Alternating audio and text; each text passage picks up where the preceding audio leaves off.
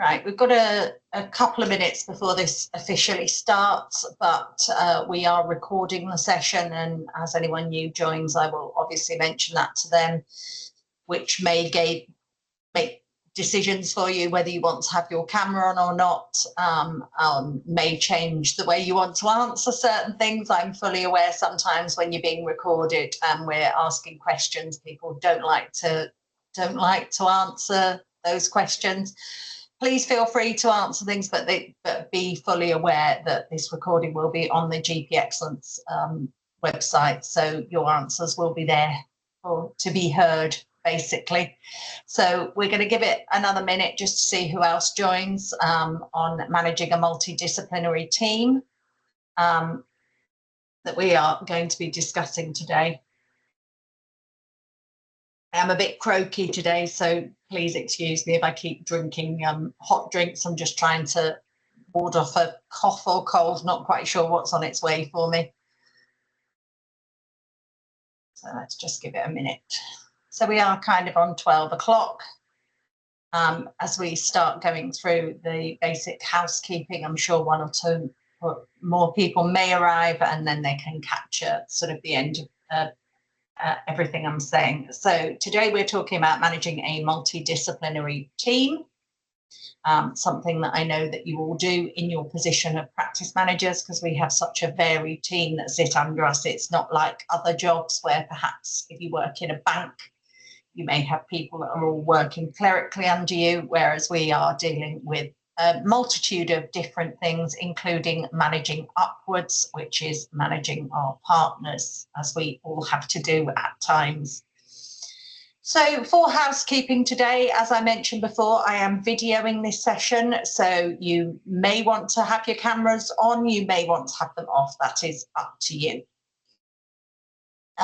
Please do, though, make sure you're on mute. I have already muted a couple of people because we could hear their full conversations going on in their office. That was fine until I started recording. I'm sure you don't particularly want your sort of chat or gossip being heard on recordings. It also sends a lot of feedback through if we're not on mute. But obviously, if you want to answer a question or ask a question, please feel free to come off of mute.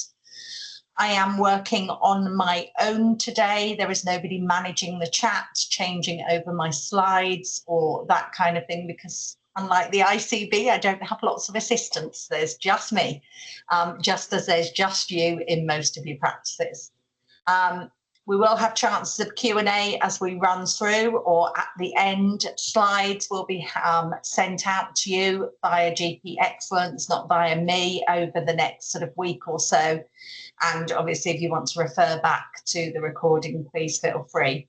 I have been asked at this time to let you know about the GP Excellence webinar. So I'm just going to pop that in the chat.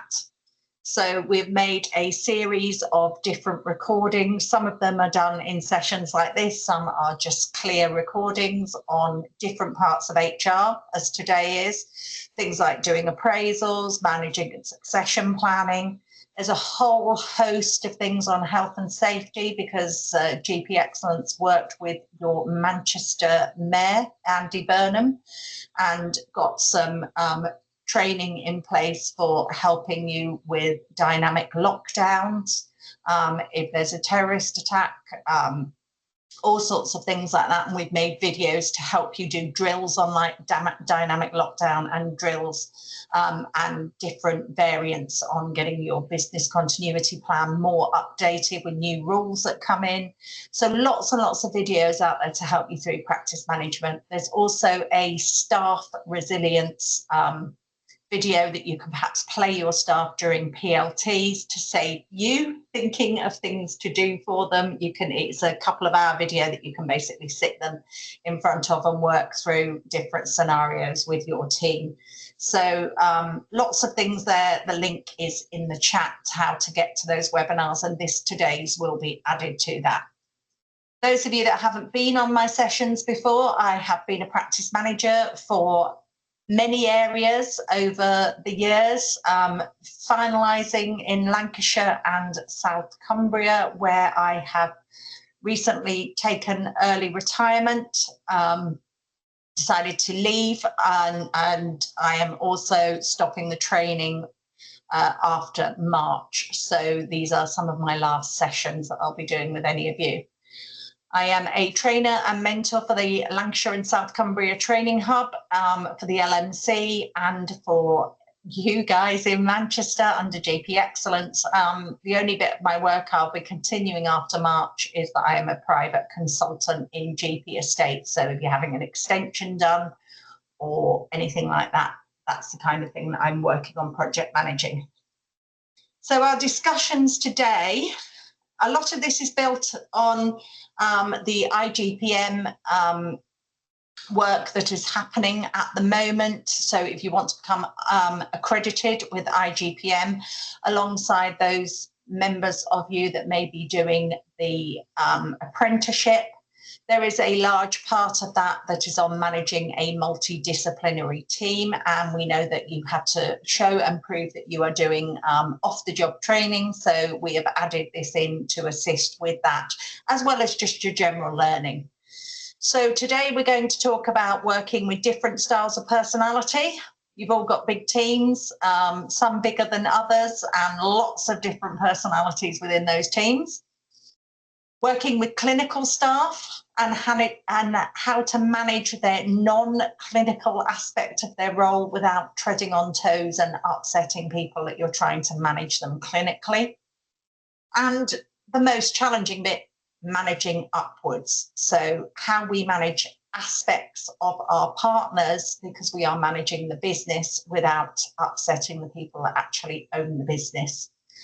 So this is where I say I may ask you questions. I do fully understand that perhaps if you are talking about your current role, you may not want to speak up and answer about that, and I fully accept that. If you are someone like me who has moved around to lots of different places, it may be easier for you to answer. Just I wouldn't start mentioning names of particular people or names of surgeries, even. Just somewhere I have worked is perfectly okay to say, and I will certainly, if there's no one that's happy to open up, I will happily talk to you about things that have happened to me, and hopefully you can learn through them.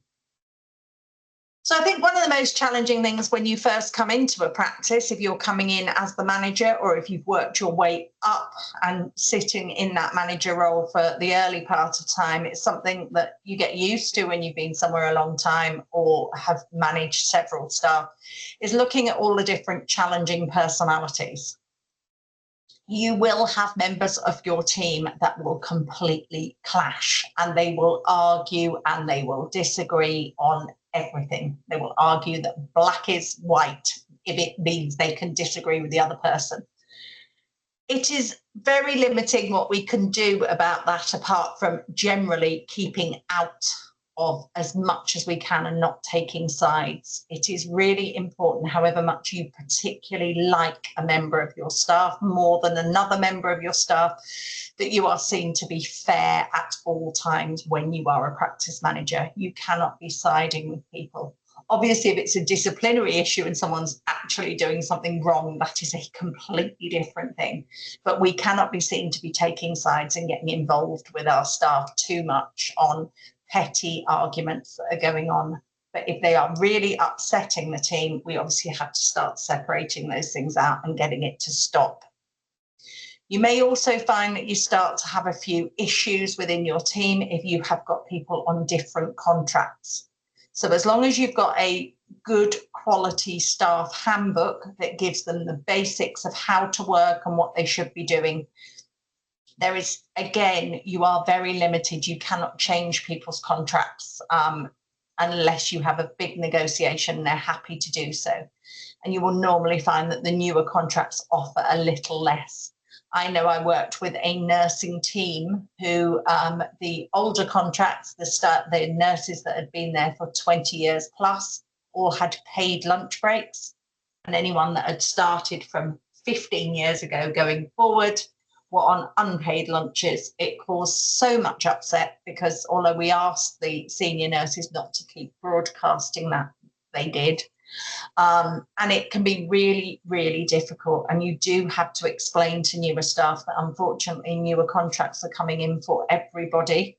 And it is quite common that people have, say, an unpaid lunch, if that's the thing you're dealing with, different amounts of annual leave's another one. But we do have to work through these things, because at some point there needs to be a change.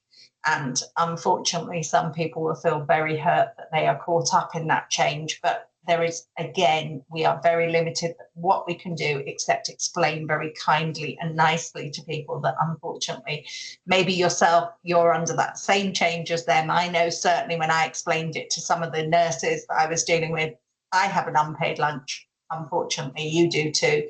Even though the more senior ones have managed to get this very lucrative contract, they're also being paid for the amount of years that they have worked there. So we need to be mindful of that.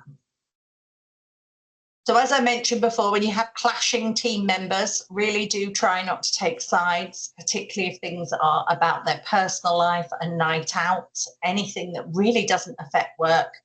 If it's affecting a process or something that you are actually dealing with at work, make sure that then they are sat down and we work to make sure that things are worked correctly. But that should be with the ideal person to do that. So if it's something that's happening in reception, for instance, it doesn't always need to be you that is handling and dealing with these disputes, unless you have to be called in as the big gun to come in. It's better if these can be sorted out at a lower level whenever possible, just so that everything isn't escalated to the manager, because that can make those staff feel really, really challenged. And we have to work with sometimes those challenging personalities, and we come to this more within partnership when we get onto the partners, where you've got one very dominating person that speaks up and over absolutely everybody. And that can be really difficult. And I'm sure some of you have had that within your practices, and how to circumnavigate those sort of things, particularly in meetings. But we will come to that in a later slide. I haven't forgotten. So when, as managers, we are managing different personalities, if you are new into management, there's some of you that are very experienced managers that are on here. There may be some of you that are much newer into management, or maybe not quite there yet. If you are planning any management or any leadership role, so it doesn't have to be the practice manager, it could be a reception manager taking charge of a particular section. It is really one of those things, unfortunately, that you cannot make everybody happy. It's a great Steve Jobs quote on your screen. If you want to make everyone happy, don't be a leader, sell ice cream, because you will never make all the people happy. And if you feel that everybody is happy with absolutely everything in the surgery at all times, you probably are not seeing the really good staff that perhaps aren't so happy if things are getting ignored. If you've got everything running great, and it really is, that's fantastic. But if you are ignoring things because you want everyone to feel good, such things as if there's complaints about a member of staff, somebody's telling you that they're drinking at work, drugs in the workplace, generally off sick all the time, and you are not following your sickness policies, anything connected with that, you are just going to upset the good staff, the ones that are playing by the rules, doing everything correctly while someone else is getting away with things all the time. And if that's the case, sometimes we have to alter and change the way we work to make sure we follow our policies correctly. It sounds really obvious, but it is so many managers I see that just ignore some of this stuff because they just want it to go away. It's too much work to deal with. But if you lose your good staff, they're not necessarily going to shout and scream and tell you how bad it is. They will simply move on. And then you may be left with all the more difficult to manage staff. So sometimes you've got to take the bull by the horns and handle those really challenging situations. It's all a lot easier if you're not everybody's best friend. And as sad as that might sound, and you may think, wow, I'm a really friendly person, I really want things to go great. It's sometimes you won't get invited to things because you're the boss, because they don't always want the boss there. You've got to try and be a bit more thick-skinned and not be upset. But it is really definitely easier to not have to to deal with disciplinaries or HR issues, or even saying no to some of the requests that come in for change of hours and people wanting things that are different. It is much easier at times to do that if you're not everybody's best friend. But ways to keep our staff happy, and I'm sure you will do this: appreciate their skills and knowledge and tell them. Don't just think it, but actually tell them when they've done something really good. We're so quick to complain. Make sure that you tell your staff when they're doing a good job. Make time to actively listen to them. So when they're telling you something, but you're really, really busy, try and put your pen down or stop tapping away on your computer and look at them and actively listen to them. You can have a relationship with your team without being their best friend. Remember to give positive feedback, and that positive feedback is also compliments. So when compliments come into the surgery, share that with the whole team, because sometimes when you're sharing those things, it actually makes people feel good, and then they work harder and work better. Do seek advice from people. It's really nice for people, for you to go to them. You do not have to be the best at everything. You have to really make sure you hire the best. So ask advice. Do remember basic conversations at times. I say that because this is one of the worst things for me. I'll race in a room with a list of things that need doing and forget sometimes to say, hello, how are you? Some of you might be great at that. I tend to be working a million miles at a time and forget sometimes the basics. So I always think it's important for those different personalities to make sure that that's really important to some people. Saying hi at the start of an email, not racing into things. And when we think about our leadership, leadership is not about being the best person in the room. It's about making everyone else better and about leading your team from the top. So I like to think of this in the way that a consultant is. When we go into a hospital and we have, say, a heart surgeon consultant or a consultant in any area, they do not do everything. They do not micromanage everything. They wouldn't have time. They oversee and make sure that the whole process is the best it can be, and they work on the most challenging, difficult parts of the role.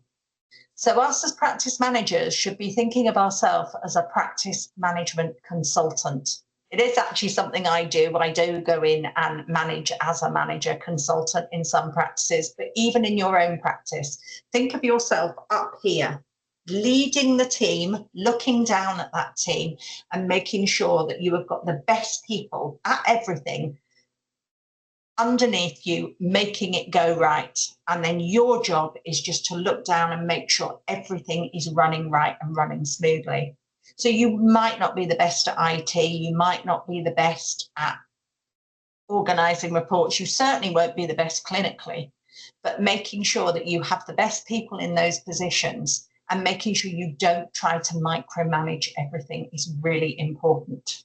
Give your team leaders and your reception managers that chance to shine, because one day you will retire and one day they will be your succession plan. So if they've had that bit of autonomy and that bit of an opportunity to work and gain a little bit higher, then you will be giving your surgery the best chance, but you are giving you the best chance because you should be able to go on holiday, go away and relax because your team is running right. Anyone got any suggestions on how they like to do that and making sure all compliments go out? Please pop them in the chat, or if you want to come off mute and speak, please feel free.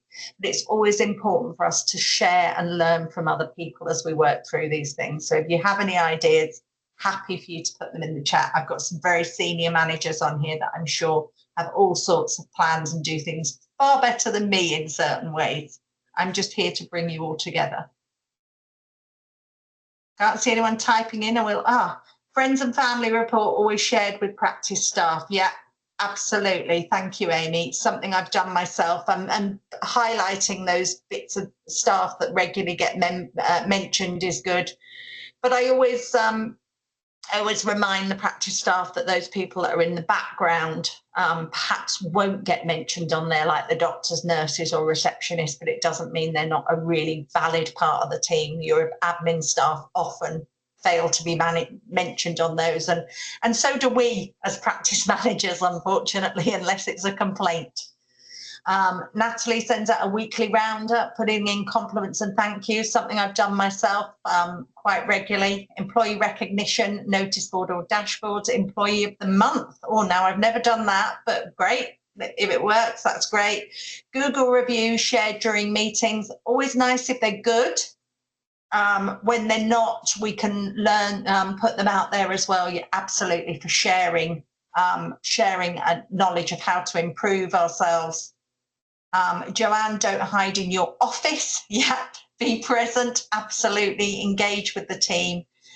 Staff recognition board there and shared in monthly meetings. Absolutely, all really good suggestions that we can all work with to keep our teams happy and working together. So you guys don't need me here today. You're doing such a really good job with all of that. Appraisals are also a really good time to find out what your team is interested in. Sometimes this is important. Instead of using that basic appraisal paperwork we're used to and just rushing through it, you know, yeah, you're still happy doing that, this, that, and the other. Do you want to do any courses? No, great, thanks, bye, I'm really busy. That appraisals don't work like that. Really good to talk in meetings ahead of appraisals and new stuff coming through, like 10-year plan. We are going to mention it a couple of times in here. Lots of new stuff that's coming through. You don't know what all of your staff do at home. They may have interests that can really help work forward with a new contract, but we don't know that if we're racing through their appraisal in 2 seconds flat. So it's really worth spending a bit of time. There is, within that link that I put on at the beginning, there is a video on appraisals with lots of different things that will give you some ideas and tips on doing your appraisal planning a little bit better. Shazia, we put out an expression of interest for some of the more complex stuff we're looking to delegate. Yeah, absolutely good. Really important for people to have a think about that. Don't go to your go-to people all the time. There are going to be other people out there. Your admin and reception staff should be the easiest. They're not always. Should be the easiest in the sense that they're basically doing a non-clinical role, so we should be able to just manage that as happens everywhere else. Often not, due to the sheer number of personalities that you're dealing with that may clash. It's really good to, if you're big enough to have a reception manager, if you are in a position where you are choosing a new one, do not always think about the best receptionist being the best manager. It's not always true. You can have a fantastic receptionist, but the leadership aspects have to be there too. And if they are not there and they don't have those leadership skills, you are setting someone up to fail. I would always do a probationary trial in a new leadership role, because leadership really isn't for everyone. But if you do get yourself a decent reception manager, get them making their own reception guides with the way to how to do things, do their own team appraisals. You may have to sit next to them for the first year, but they know their team better than you do. Taking charge of some of the training, but also that they can delegate within their team. If somebody's particularly good at, say, putting a registration on, if your reception team do that, or your admin team, get the person that's really good at it to train others. So they are given that recognition that they are good at something, but they can do that piece of training. But also remember, not everyone likes training. I think we've proved that with what I'm doing here. I know it both in GP Excellence and in Lancashire. They've gone out for a new trainer as I'm retiring, and there are good practice managers out there, but a lot of them don't want to do what I do and sit here. Some just don't have time. Some really don't want this. So I think we learn that not everyone likes training. Not everyone likes to be the trainer. So don't just enforce that on your team. So as I mentioned before, 10-year plan is telling us that all of our staff need to go through AI training by 2027. I'm going to hold my hand up and say, thank goodness I'm retired, because I'm hopeless at that sort of thing. And I know I am. And that's part of your strength, is to know what you're not good at. Think about getting a champion right now for this. And I would also think about a clinical champion as well as a non-clinical, because you want your clinical champions to be trying stuff like Heidi for your consultations, all those sort of things, unless you're already doing all that. But getting them to champion it to those older, say, GPs, I shouldn't always say older, but quite often the older, more set in their ways GPs that really don't want to deal with the change.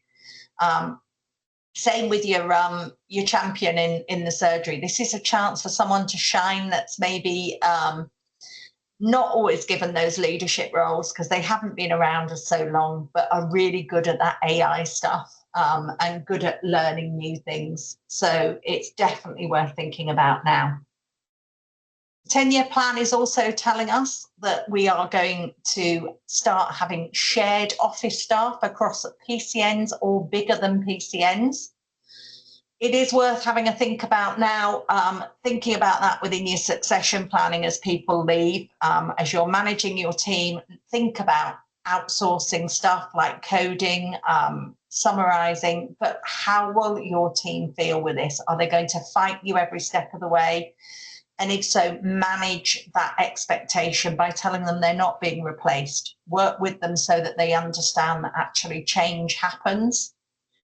But that doesn't mean they're going. It means that maybe they'll be trying something different. Start telling them in meetings a long time before you're going to make these changes to keep them informed so nothing comes as a big surprise, that this is what's planned out there. We may not be doing it, but it may happen in the future, and it might be out of our control. We also need to think about our staff, and I'm going to ask you here how it works for you, because this is different in every PCM.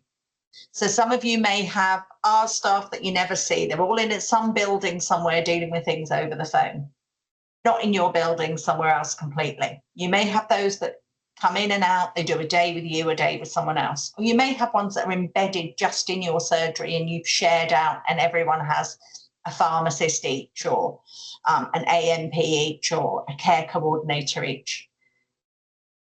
It can make a difference whether they feel integrated, because you are then managing a team who perhaps your PCM manager is also managing, but you are managing their behaviour while they are in your surgery. And that can make a real difference. You may have issues around money. They may be paid higher.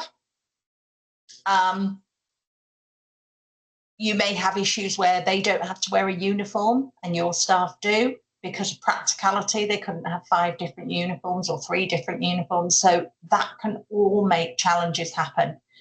It's really good to talk to your teams to make sure your teams understand this is a resource that's coming in.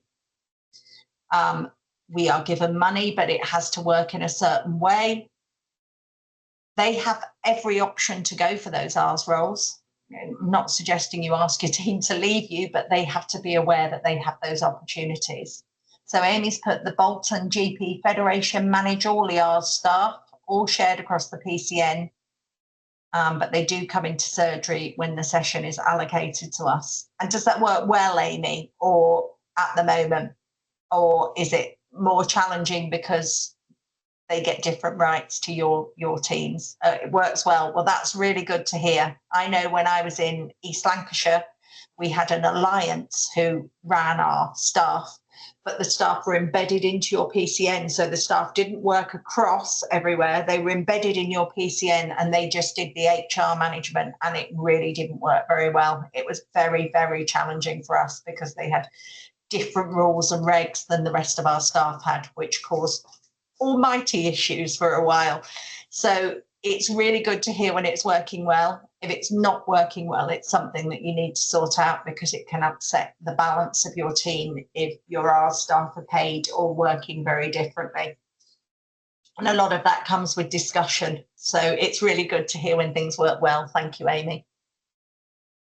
Most of you won't have dispensaries, so because there's not so many around Manchester, a lot more certainly in parts of Lancashire that are a bit more rural. If you do have dispensaries, your staff, reception, admin staff can work up to this, doing a bit of a course, a buttercups course. It's funny, but everywhere I've been with a dispensary, the dispensary staff feel like they're a separate team, and it can be quite isolating, even though they're in the same building. I don't know why it happens, but it definitely happens. You need to make sure they feel connected with the team. You should need to allow your dispensary managers that opportunity to take control of things like the dispensary quality contracts. You may have to nudge them the first year or two. You may have to absolutely ensure they do it, but after a while, they should get in the habit of just bringing this work to you. And if they don't, they need to be explained to them that actually, as a manager, that is their role. Always important to let them appraise their own teams as well. So when we need to work through our other managers, so we'll have our operations manager, our assistant manager, you might call it a business or a finance manager. You really need to work with them to work and train them, and so you can delegate to them. Now, I did mention we've got a succession planning video we've made, and there are lots of handouts that come with that about delegating out to your management team, and the things that you can pass across and how to make sure that they learn all those things. So it might be worth grabbing that video just so you can get all the handouts. It's important they learn to cover each other's roles. You've got to learn to not panic. Some of you may get concerned that you've got somebody chomping at the bit to take your role from you. You should have the confidence in yourself that actually you're good enough, and that's absolutely fine. They're never going to take your role, but you can teach them so that you can actually walk away when you go on a holiday and have a bit of a break, because they'll keep things running. If it's possible at all, don't keep secrets from them. Now, there are some things that you may have to deal with that only the practice manager can know. But if at all possible, with most things, if it's your management team, share within them, because you don't want trust issues building up. And it's a really good thing to talk in appraisal if somebody's planning to move upwards, so they want to become the practice manager eventually, or if you're interviewing for a new practice manager. I've done this on behalf of a practice recently, and we did some questions on managing upwards, how to manage your partners. It's really interesting to see what people feel, and it also challenges them to make sure they really understand what the role means, because there are times you have to do that managing upwards, and we're going to talk about that in a later slide. The first thing we're really going to go through that's different for you as a PM, as opposed to working in a bank or a shop or anywhere else, is we manage clinical roles.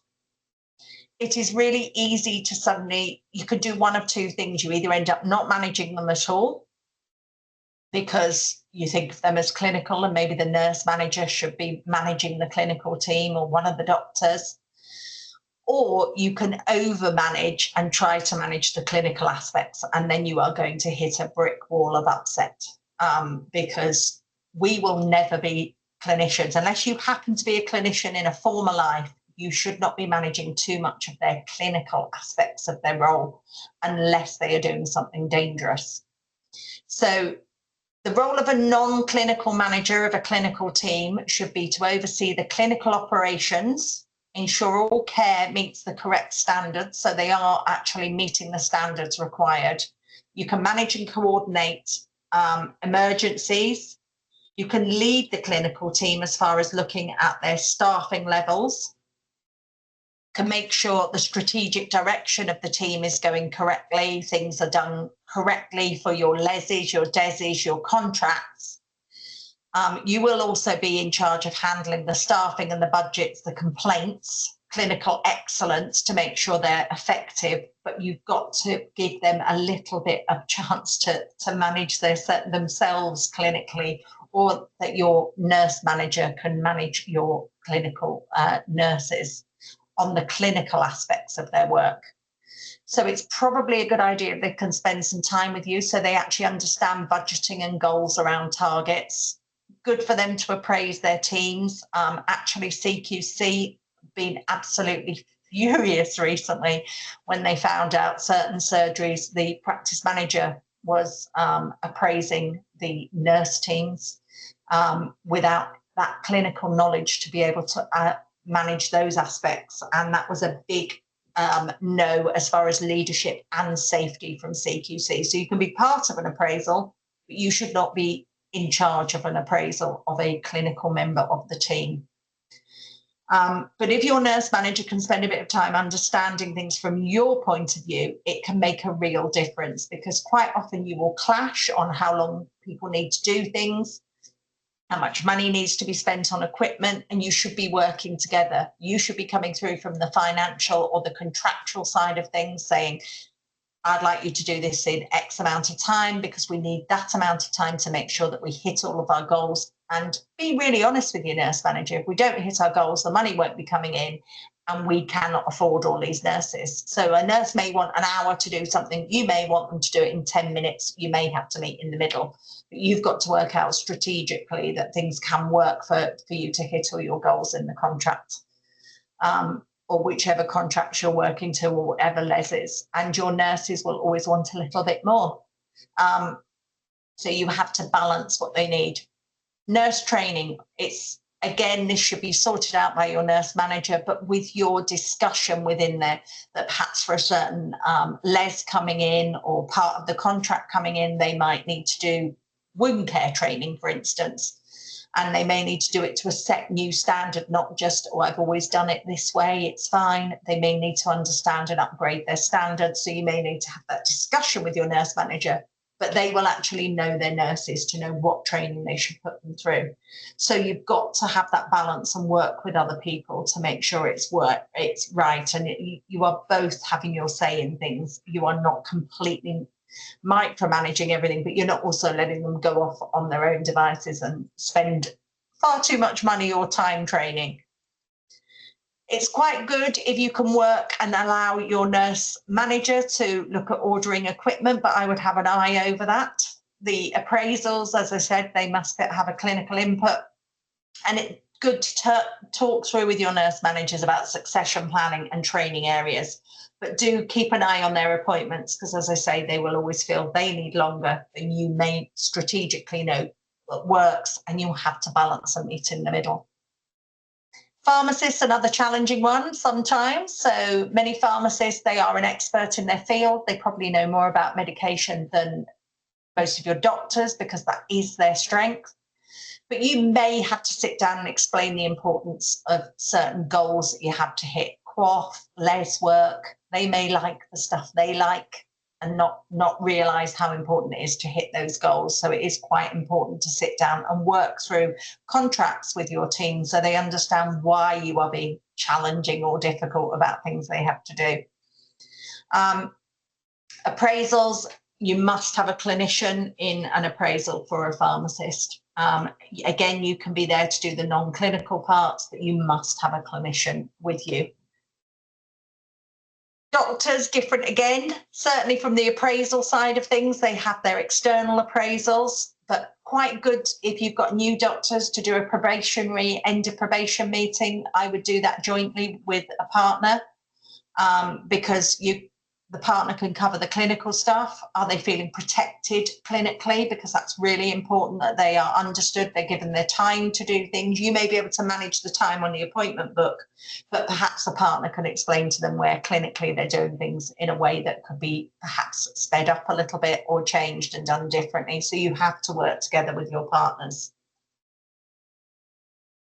With your salary GPs, really good to consider their non-clinical needs. But they will respect you more if you stay in your boundaries. Try to share some knowledge if they're asking you questions. I know we're all really busy, but if you can spend a few minutes going through pensions with them, explaining that kind of thing. Estates, it's amazing. Sometimes they're thinking ahead, they'd like to be a partner. They'll be asking you questions and you're thinking, I've got this report to get in. So try and make some time to spend with them and go through aspects of your job if they find it. Shazia, is it mandatory for salaried GPs to have an internal appraisal? No, No, it isn't. They have an external appraisal. I think it's always good to do an end of probation meeting. You do not have to have an internal appraisal. If it's your standard that you do that within your surgery, because you want to make sure everything's working right in a different way, that's okay. But no, it's not mandatory at all. As long as they have an appraisal, which should be happening externally, generally by a qualified appraiser.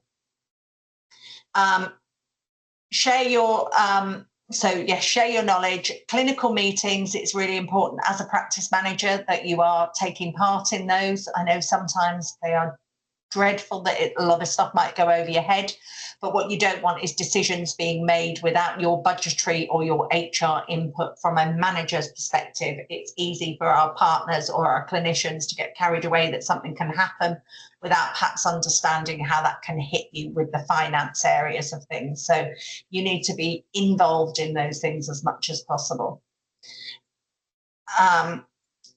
And Shazia, should we have sight of our employed GP external appraisals? Again, they have the right not to share those with you, but they do have to prove that they have had them, which generally is just a very short bit of proof. It's a funny situation because, again, we are managing people where someone else is managing their appraisal, which I find a very strange thing, but that is the law and that is the way it's always worked within GPs, which is why it's quite a strange situation we find ourselves in at times. Remember with our partners that they own the business.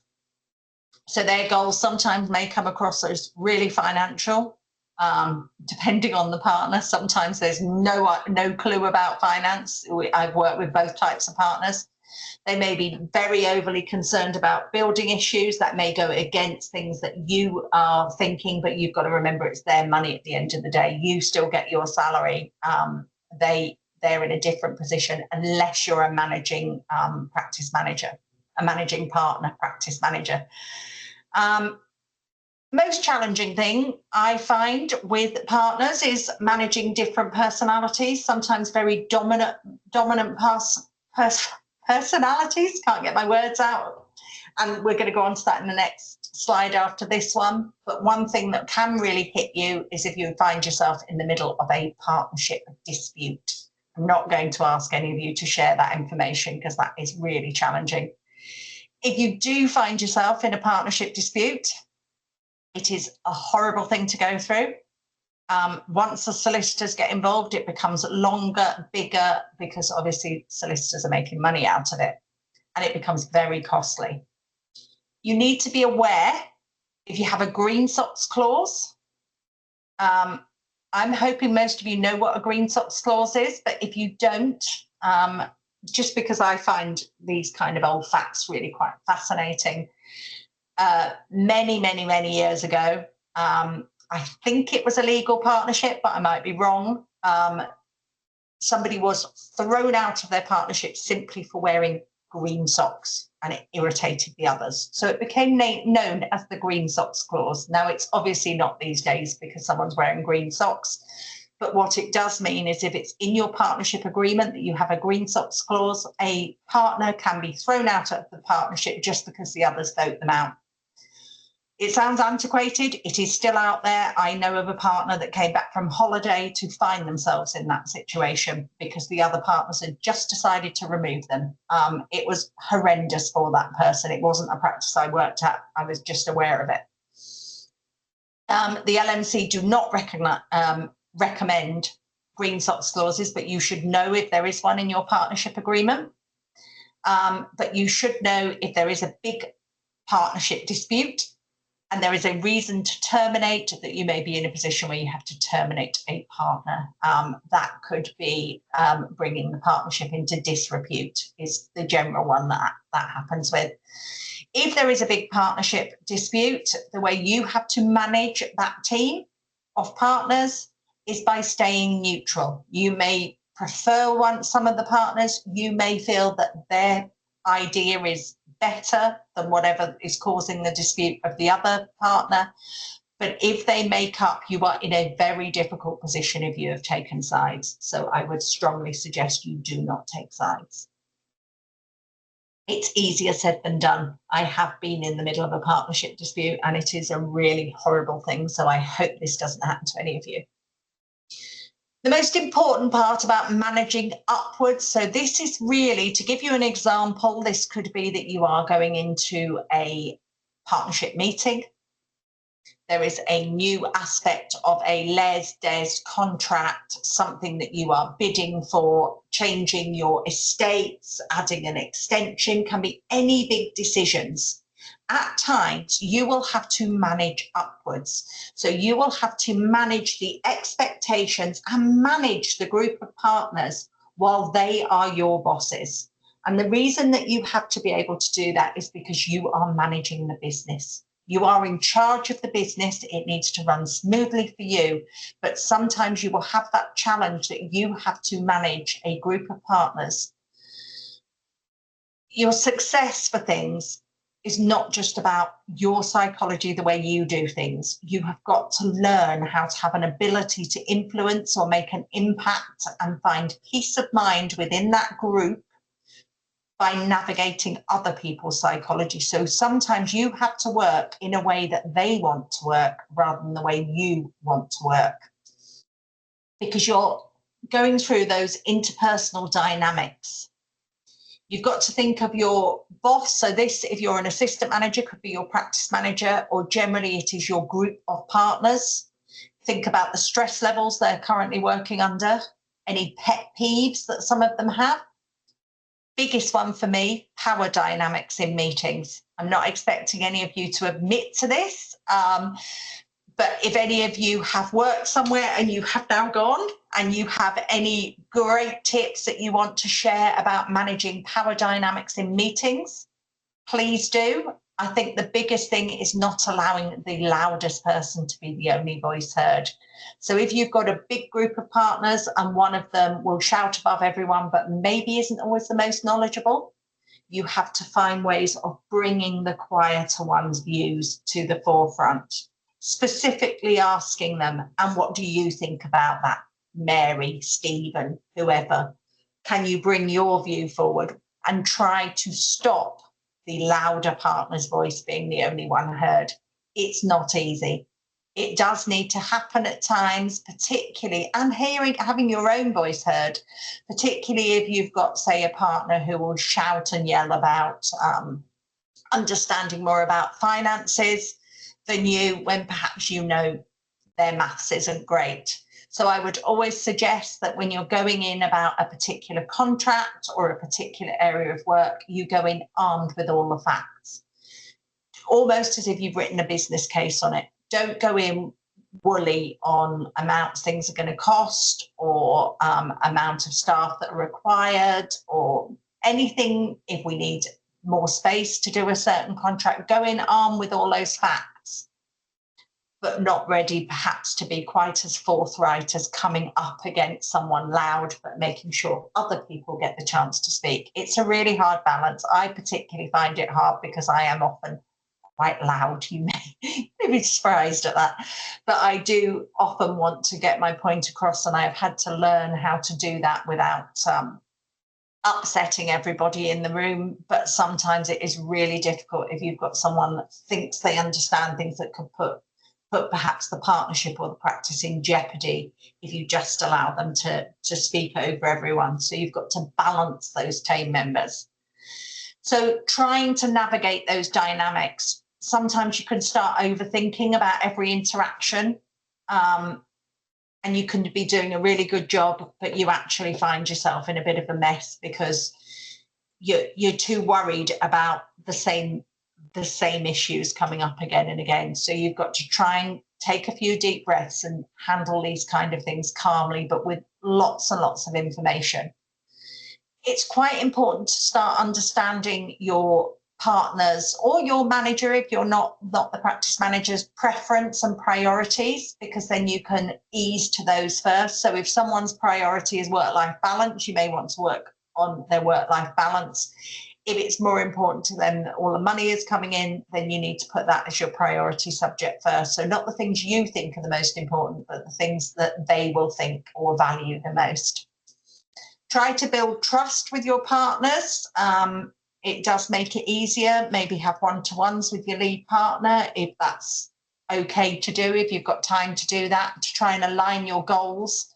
Because if you manage upwards, it will help make sure that your objectives and their objectives do start to align. It definitely makes it easier and it will facilitate growth for you.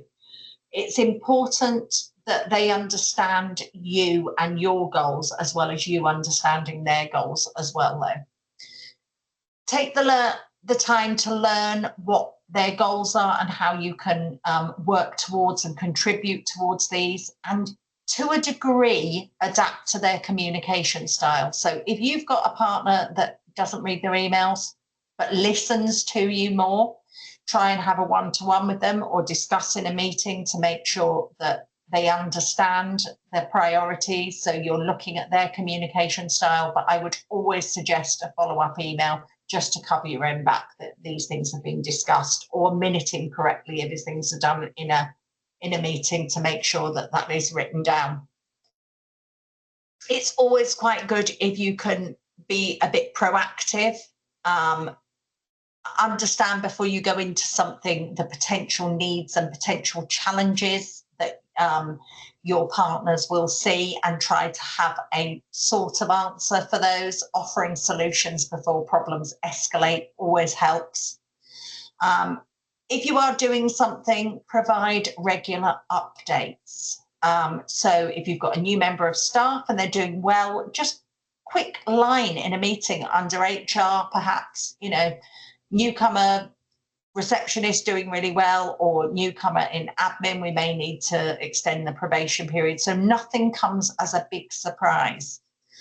Always quite important, because if you've got proactive communication, that helps to build trust and helps to the partnership to work closer. You are managing those aspects of the role for them so they don't have to. But you should be transparent about your goals. If you've got professional aspirations, you should be sharing those. It is important that they understand. You don't know, maybe if your aspiration is to be a managing partner, they may actually be considering that or never have considered it, but will go away and think about it if you suggest it to them. Any transparency should be able to help you, but we all know our practices are all very different, and that's sometimes really difficult. So if we can master the art of managing upwards, you will have a more productive workplace. Should benefit both you and your organisation, and start applying different strategies and try to just work within the communication style that works best with your partners to work them through things so that you can actually achieve those goals a little bit quicker. But as I say, always go in with almost a business case full of information. You don't need to pull it all out. You don't need to show them all the time everything, but have the answers for them as they need them so that they can feel confident in you, that you are managing their team. I know some of you will have really challenging partners. I've had challenging partners in places I've worked. I've had very exhausting partners. But if you can work through those personalities and bring the quieter ones forward to let them be heard, that can really make a difference. And that's the same with your teams that are beneath you as well. It's not always the loudest voice that is the most knowledgeable, as I'm sure we all know. Any questions on? I will try and answer. If you don't have any questions, I hope you have a lovely rest of your afternoon, and please do remember to have a look at those webinars that we have made for you all. This may be the last one I see you on. I think I've got 3 or 4 left of these training sessions and then I'm done. So if I don't see you again, have a wonderful career in your practice management, and thank you for the continued support over the years that I have worked alongside you in Manchester. Thank you.